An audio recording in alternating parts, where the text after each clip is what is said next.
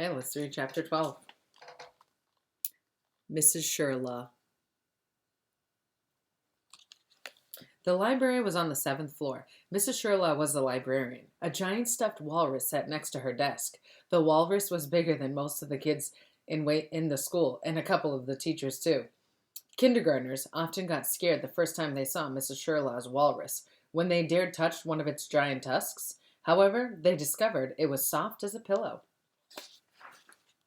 There were lots of rules in the library. No eating, no drinking, no yelling, no somersaults, and no hugging the walrus until after you checked out a book. Mrs. Sherlaw wheeled her book cart along a row of bookcases. She picked up a book, turned to the last page, and then put it on the shelf where it belonged. She took another book, checked its last page, and then put that one in its proper place as well. She heard the rumble of feet on the stairs and the chirps and shrieks of young voices. This was followed by shushing sounds. Mrs. Jewell's class politely entered the library. They were scared of Mrs. Surlaw.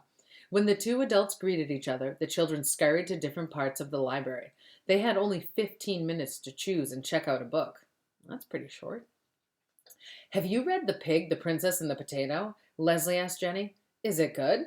Only the best book ever. Mrs. Surlaw smiled when she heard that.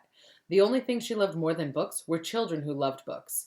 She may have seemed severe on the outside, but inside her heart was soft as a pillow. Some libraries have separate areas for fiction and nonfiction. Mrs. Surlaw didn't believe in that sort of thing. After all, who was she to decide what was true and what wasn't? She also didn't believe in alphabetical order. Her books were organized by number of pages. Skinny books were at one end of the library, and the fat ones were at the opposite end. Along the shelves were number markers 10, 20, 30, all the way to 1,000. If someone in Mrs. Jewell's class wanted to read this book, he or she could find it between 180 and 190 the 180 and the 190 marker. Joy was looking through the books between 40 and 50 markers. She had already read every book in the library with fewer than 40 pages.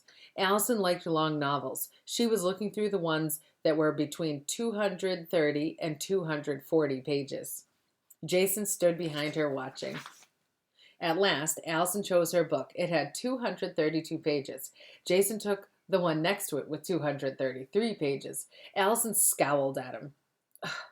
She put her book back and then chose one farther down the shelf with 238 pages. Jason put his book back too. He took one with 239 pages. Allison pretended not to notice, even though she was burning inside. She looked at her book. I think I already read this, she said out loud. She returned it to the shelf. La-di-da, what book do I want to read?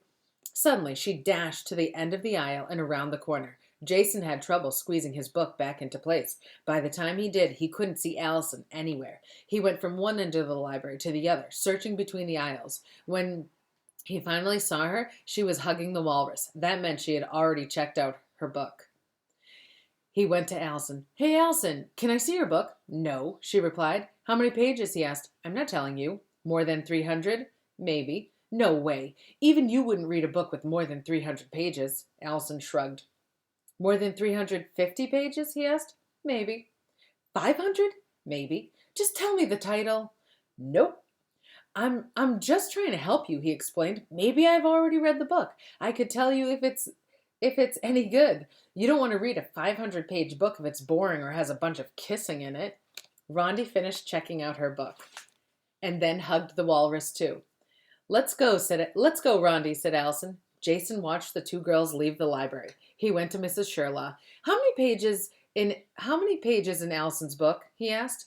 I'm sorry, Jason, the librarian told him. That is confidential information. Jason sighed. He returned to the bookshelves, wondering if Allison really chose a book with 500 pages. It seemed impossible. Nobody could read a book that long, even if it had big print and short chapters. Still, he couldn't be sure. Just to be safe, he chose a book with 510 pages. There was no way Allison chose a longer book than that. He started to bring it to Mrs. Surlaw. But what if she did? He put the book back, then found one with 573 pages. She couldn't have chosen a book with more pages than that. Again, he started to Mrs. Surlaw's desk. But what if she did? He returned the book to its place on the shelf and then chose one with 611 pages. A moment later, he returned it. No matter what book he chose, the same question kept returning. But what if she did? Finally, Jason chose the last book on the last shelf at the very end of the library. He had to hold it with both hands as he lugged it to the checkout desk. The number on its last page was 999. The book made a loud thud as he plopped it down on the desk. Excellent choice, Jason, Mrs. Surlaw said when she saw the book. I know you will enjoy reading it. Reading it? He couldn't even carry it. Jason hugged the walrus. Some competition here with number of pages. And would you like our Stratton Library to be organized by number of pages rather than alphabetical or the genre? For me, that would be pretty tricky.